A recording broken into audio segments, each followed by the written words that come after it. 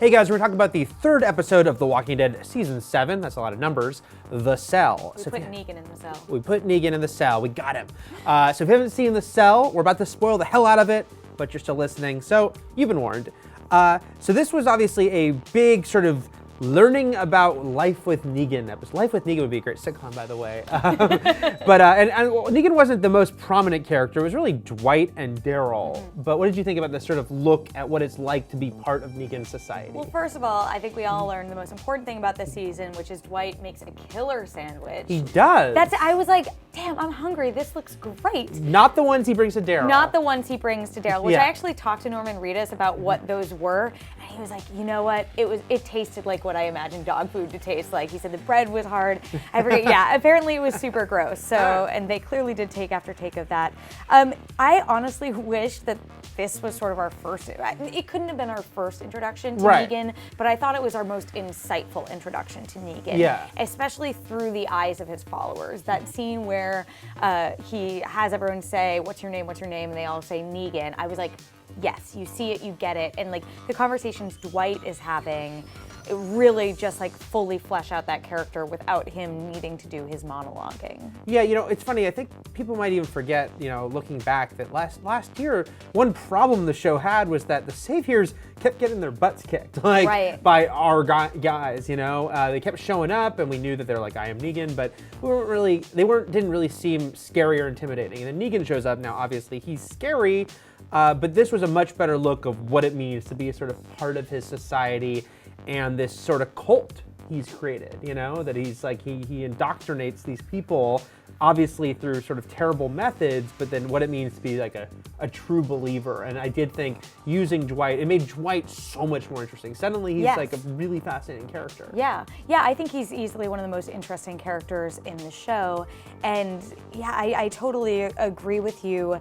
And even looking back to the way that Negan is interacting with everyone around him and the fear they have, I think sometimes the show veers to over-explaining. Yeah. And not just The Walking Dead. A lot of shows do this. They're concerned the audience don't get it. Like when Negan goes back and relays everything that happened with Dwight and Shelley since we last saw them. Right. I was like, you know, yeah, I think most people probably picked up on a lot of this stuff about how Shelley's now Negan's wife.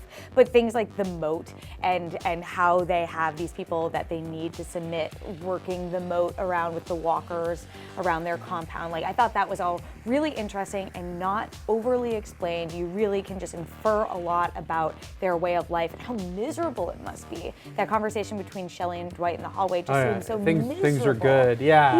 Yeah, and I love that. I love that's good storytelling to me, and I thought that this was just a great job of telling the story of Negan. Yeah, I know a lot of people love when we bring up not liking the premiere. Yeah. But I am going to bring it up, and again, because we're bringing up episodes we do like.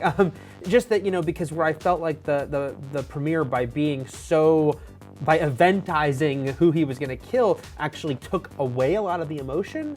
And here there was genuine emotion. Like there was a lot more, I thought there was a lot more emotion in like, yeah, Dwight and his wife's like plight than we got in that premiere of like Negan, you know, ranting for an hour. And I mean, Jeffrey Dean Morgan's great, but there was like nothing else going on. And here you get to see those layers. And I'll admit, by the way, you know, I remembered Dwight's introduction with like the two women, but not all the details. This made me look it up because I was like, oh, I'm suddenly so interested in what's happening here. And the most memorable thing about that to me was how traumatizing seeing Shelley's sister die was and get eaten by the walkers about that. But yeah, that was back when he was just D, and everyone was like, is that Dwight from the comics? And obviously we find out with his iron face that it is him. I think, you know, it's safe to say it seems like the show is breaking up Dwight, breaking ranks from Negan. I think that, again, like this did a really good job of that. And in fact, I think something that both this episode and last episode did is setting up sort of how Negan's control, you know, it is a bit on shaky ground. As much as he's forced people to submit through fear, everyone seems like they're itching for that one instigating force that's going to cause them to break. And I think when we check back in with Rick, we'll see he's not at that place, but I very easily could see Rick turning around and being that force that brings everyone who's on the fence together. Yeah, because even when, you know, Dwight went after that guy who he did end up mercy killing. He wasn't gonna. He was gonna do what Negan wanted and bring him back. And then he he honestly was disobeying Negan right there, just by by killing that guy, and letting him off easy, given the circumstances. So yeah, it's very interesting to see that. Yeah, it's like this sort of creepy cult thing, and yeah, the fact that he's got these women, and it's like this whole tenuous thing, like, oh, anyone, like when he tells Dwight he can have whoever he wants, who says yes, but you kind of feel like they have to say yes. So yeah, you feel like it's all on the precipice. Yeah. And he's and I do actually, it's an interesting juxtaposition. By the way, these episodes were actually meant to air in reverse order, 2 and 3. Oh, really? I didn't know Yeah, that. Robert Kirkman revealed that on Kevin and Bean here, a radio show here in LA the other day. He said, I don't know if I'm supposed to say this, but it is interesting to see kind of two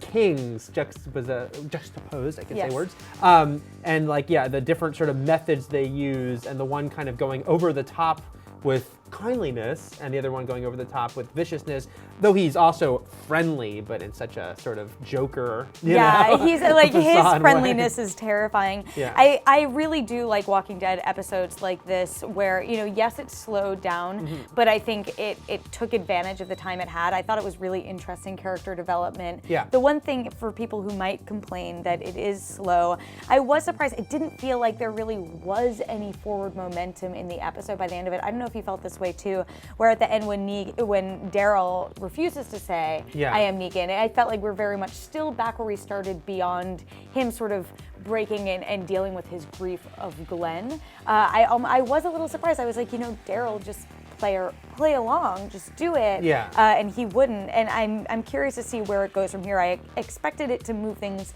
forward a little bit, but instead we just got a look at what is happening with Daryl. I guess it didn't surprise me, because Walking Dead does that a lot in these character study episodes, and of course mileage varies on how well they work. And I mean, I think some work incredibly well in some of their best episodes.